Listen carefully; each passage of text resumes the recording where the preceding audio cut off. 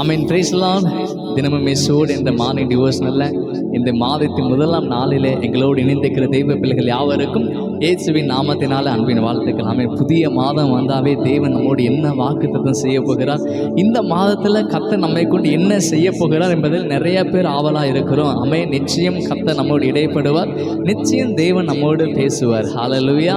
ஆமீன். அவர் நம்மோடு பேசுகிறதான தேவன் நம்ம ஆராதிக்க. ஆமீன். தாவீது அழகா சொல்லிக்கல, எங்கள் ஆண்டவராக கர்த்தாவே உம்முடைய நாமம் பூமி எங்கும் எவ்வளவு மேன்மை உள்ளது. ஆமீன். நம்முடைய தேவனுடைய நாமம் எவ்வளவோ மேன்மை உள்ளது.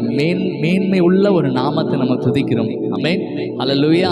நம்ம மேன்மையுள்ள தேவனை கொஞ்ச நேரம் மகிமைப்படுத்த போகிறோம். தேவன் நம்ம எவ்வளவா நேசிக்கிறான்னு சொல்லி நமக்கு நல்லாவே தெரியும். இப்போ நம்ம ஒரு அர்ப்பணிப்போடு ஒரு ஆராதனை ஏறெடுக்க போகிறோம். எப்படின்னா, நான் உங்களை நேசிக்கிறேன் ஆண்டவரே, அப்பா நான் உண்மை நேசிக்கிறேன்னு சொல்லி நம்ம தேவனை கொஞ்ச நேரம் ஆராதிக்க போகிறோம். அப்படியே கண்களை மூடி என் உயிரான இயேசுவேன்னு சொல்லி அப்பாவை கொஞ்ச நேரம் நம்ம துதிக்கலாம். உன் திருநாம ஆண்டவரே உலகத்தில் அப்பா உயர்ந்த அடைக்கலமானது, நீதிமான் அதற்குள்ளே ஓடி சுகமாக இருப்ப ஆண்டவரே. உங்களுடைய நாமத்துக்காக சோத்துற ஆண்டவர். எல்லா நாமத்துக்கு மேலான அந்த நாமத்தை நாங்கள் துதிக்கிறோம். எல்லா நாமத்துக்கு மேலான அந்த நாமத்தையே நாங்கள் உண்மை ஆராதிக்கிற ஆண்டவரே. உமக்கு நன்றி செலுத்துகிறோம். ஹல்லேலூயா. Thank you Lord.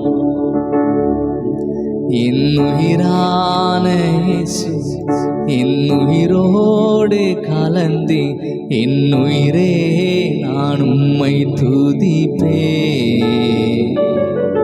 என் உயிரே நான் உம்மை துதிப்பேன். சேர்ந்து சொல்லாமல் உயிரானவர் என் உயிரான இயேசு என் உயிரோடு கலந்து என் உயிரே நான் உம்மை துதிப்பேன்.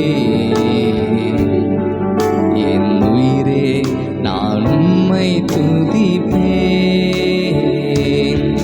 என் உயிரான உயிரான உயிரான இயேசு என் உயிரான உயிரான உயிரான இயேசு என் உயிரான இயேசு என் உயிரோடு கலந்து என் உயிரே நான் உம்மை துதிப்பேன். என் உயிரே நான் உம்மை துதிப்பேன். உம் திருநாமம் சொல்லாம, உம் திருநாமம் உம் திருநாமம் உலகத்திலே உயர்ந்த அடைக்கல அரண்-தானே. உம் திருநாமம் உலகத்திலே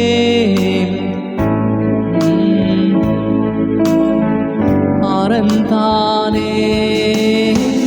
நீதிமானாதற்குள்ளே ஓடி சுகமாயிருப்பானே.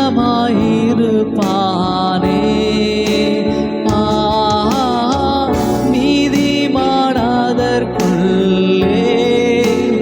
ஓடி சுகமாயிருப்பானே.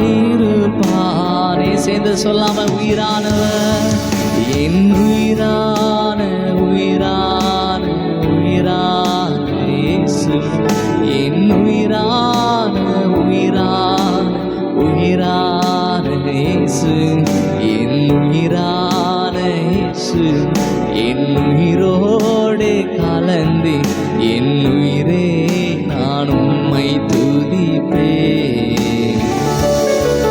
என் உயிரே நான் உம்மை துதிப்பேன். உலகமெல்லாம் ஆண்டவரே, எஸ் ஆண்டவரே, இப்படி நாமத்தை துதிக்கும் போது உலகமெல்லாம் மறக்குது ஆண்டவரே. அப்பா உண்மையே மகிமைப்படுத்துகிறேன். உம்முடைய நாமத்தையே நாங்கள் துதிக்க அப்பா உதவி செய்யுங்க அப்பா. உமக்கு நன்றி ஆண்டவரே.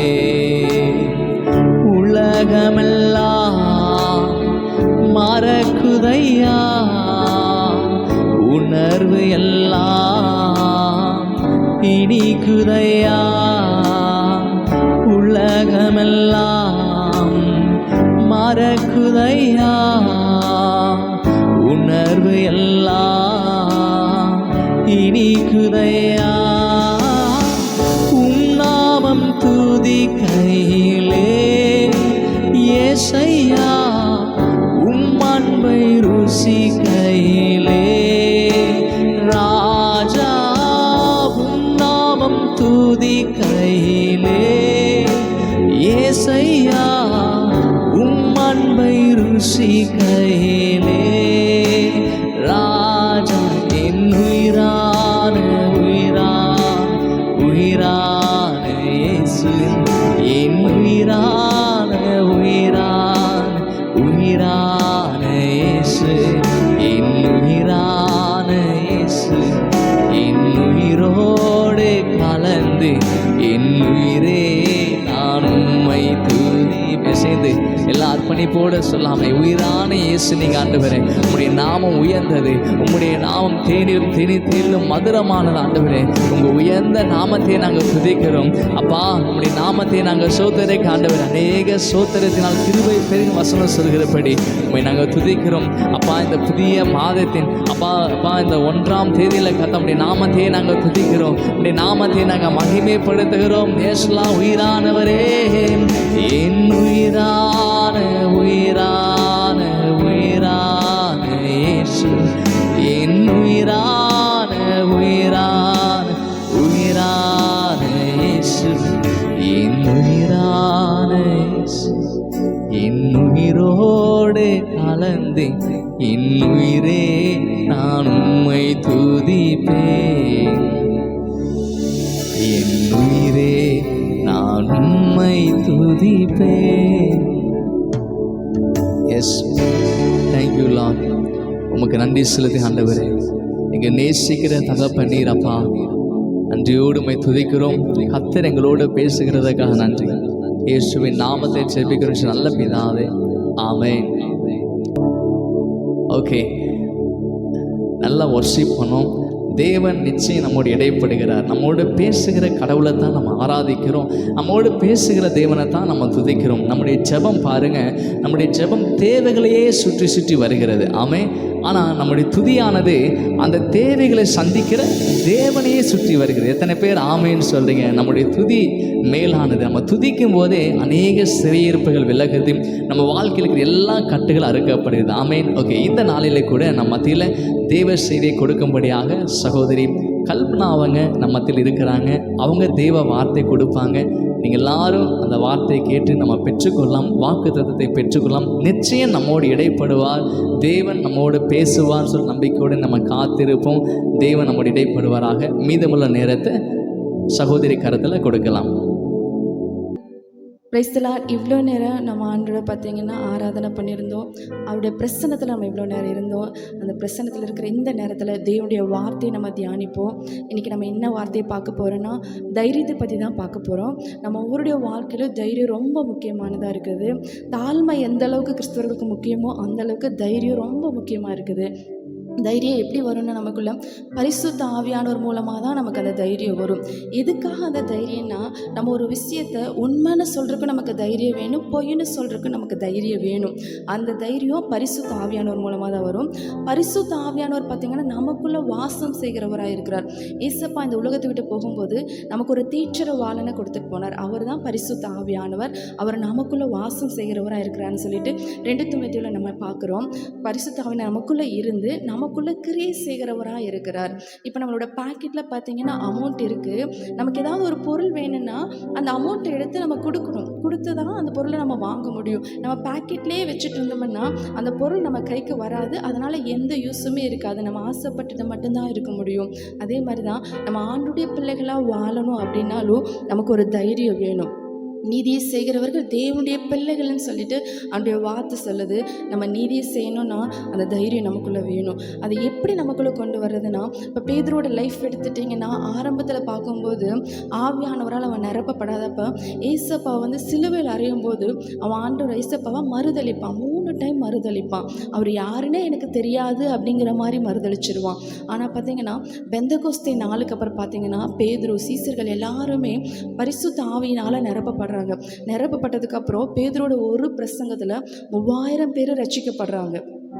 ஆனால் அதை நிரப்பப்படுறதுக்கு முன்னாடி ஆண்டவர் என்ன சொல்லுவாருன்னா, அவங்களுக்கு தரிசனங்கள் மூலமாக, அவர் சிலுவை மரணத்துக்கு அப்புறம் தரிசனங்கள் மூலமாக அவங்களுக்கு வந்து வெளிப்பட்டார். வெளிப்படும்போது என்ன சொன்னார்னா, நீங்கள் எருசலேமை விட்டு வெளியே போகாதீங்க, தேவனுடைய வாக்குத்தத்தம் நிறைவேற நீங்கள் இங்கேயே வெயிட் பண்ணுங்க அப்படின்னு சொல்லுவார். சொன்னதுக்கப்புறம் பார்த்தீங்கன்னா, பரிசுத்த ஆவியானவர் உங்களிடத்தில் வரும்போது நீங்கள் பலனடைந்து பூமியின் கடைசி பரியந்தம் சாட்சிகளாக இருப்பீர்கள்னு சொல்லியிருக்காரு.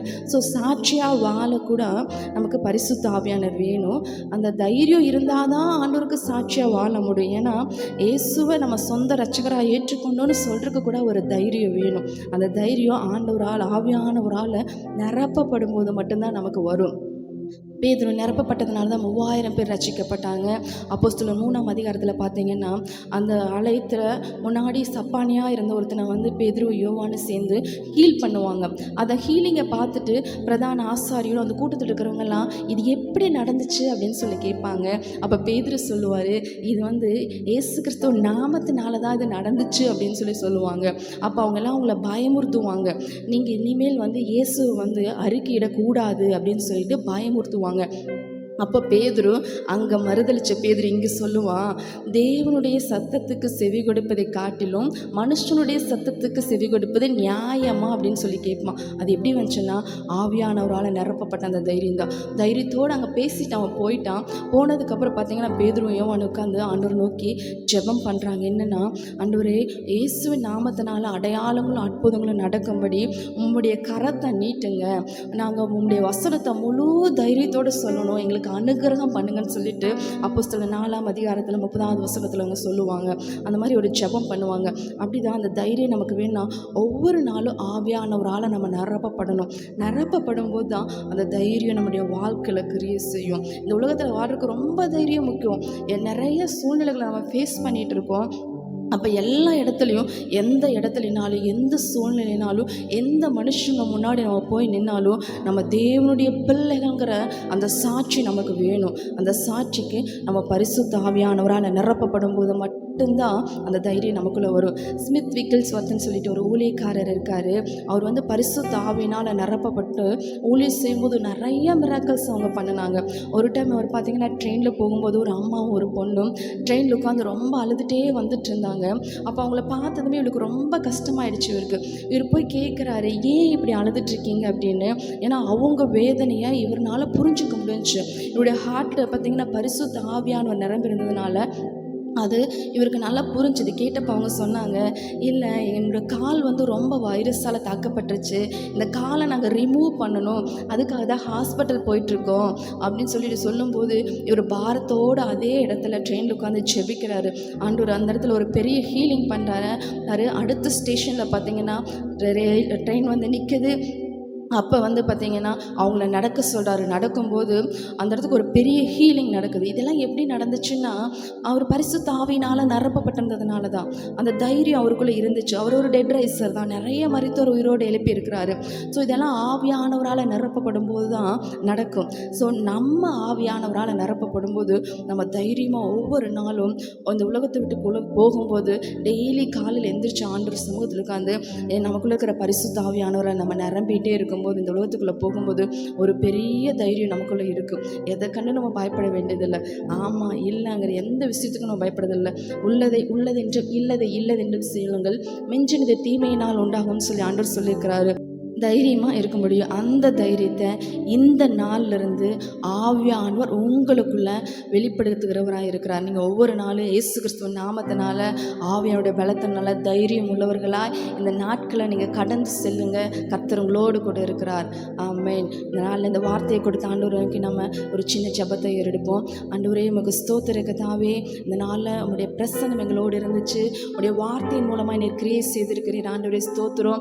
அப்போ ஆரம்பத்தில் நீங்கள் இந்த உலகத்தை உண்டாக்கும் போது ஜலத்தின் மேல் அசைவாடி கொண்டிருந்து வார்த்தை வெளிப்பட்டதுமே ஆண்டவரே இருள் இருந்த இடத்துல வெளிச்சம் உண்டாச்சு. ஆண்டவரே, இந்த நாளில் உம்முடைய வார்த்தை வெளிப்பட்டிருக்கிறது. இந்த நாளில் தைரியம் இல்லாத ஒவ்வொருவருக்குள்ளேயும் பரிசுத்த ஆவியானுடைய தைரியம் வரட்டும். தேவனுடைய பிள்ளையாய் வாழத்தக்க தைரியம் வரட்டும். ஆண்டவரே, எல்லா இடத்திலும் உமக்கு சாட்சியாக இருக்கத்தக்க தைரியம் வரட்டும். ஆண்டவரே அப்பா, அவர்கள் ஒவ்வொருவரும் ஆண்டவர் அப்பா இந்த வீடியோ பார்த்துக்கிட்டு இருக்கிற ஒவ்வொருவருக்குள்ளேயும் ஆண்டவர் அப்பா ஆவியானவர் கிரியை செய்யுங்க.